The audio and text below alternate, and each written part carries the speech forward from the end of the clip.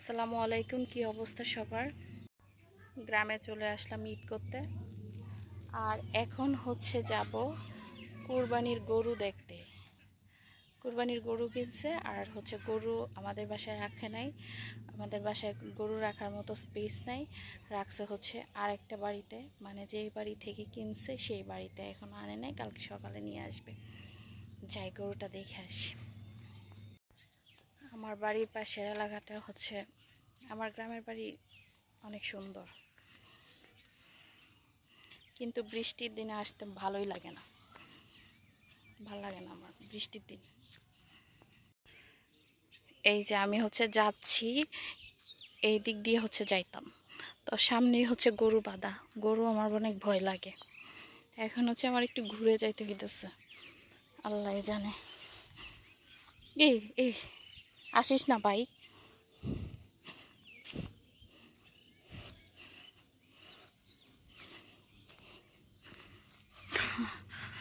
কতটুকু জায়গা আরো হচ্ছে যাইতে হইতেছে। দেখেন এই যে এখানে খুঁটি, আর গরুটা কই কত বড় দড়ি দিয়ে বাঁধছে।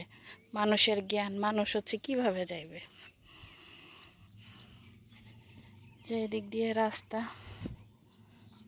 যাইতে হয় মানুষের। এই কচু শাকগুলো আমার নিতে হবে, অনেক সুন্দর সুন্দর।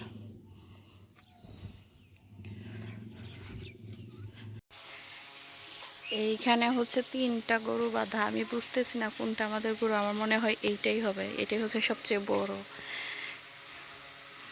এইটাই যথাসম্ভব। কারণ হচ্ছে আমি কাউরে নিয়ে আসি না, এখানে যে বাইদা রাখছে তারাও নাই, মানুষ নাই বাড়ি ঘরে,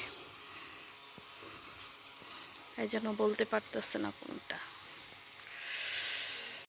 দেখি মানুষ খুঁজি, দেখি জিজ্ঞেস করে কোনটা গরু। আমার ভাইদেরকে নিয়ে আসি নাই, ওরা বলতে পারতো।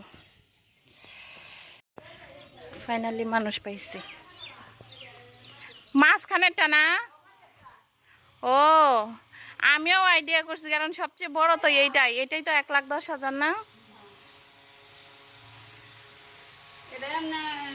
লম্বা কিন্তু ভাতারে না। এই এই গরুটা 1,10,000 টাকা নিল মা। সস্তা আনতাজি গোলটা টিপলা গরু না যে ইয়া সেমনি আইসা নাই দেখা। গরু দেখা শেষ। এখন হচ্ছে এই যে এই ভয়ানক গরুকে আমি পার করে যাইতে হবে। এখন দেখি যে ভিতরে চলে গেছে।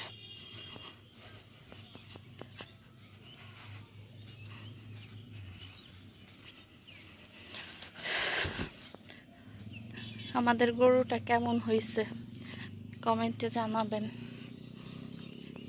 এই যে এই ধান ক্ষেতগুলো ধান কেটে ফেলছে, সুন্দরই লাগতেছে। এখন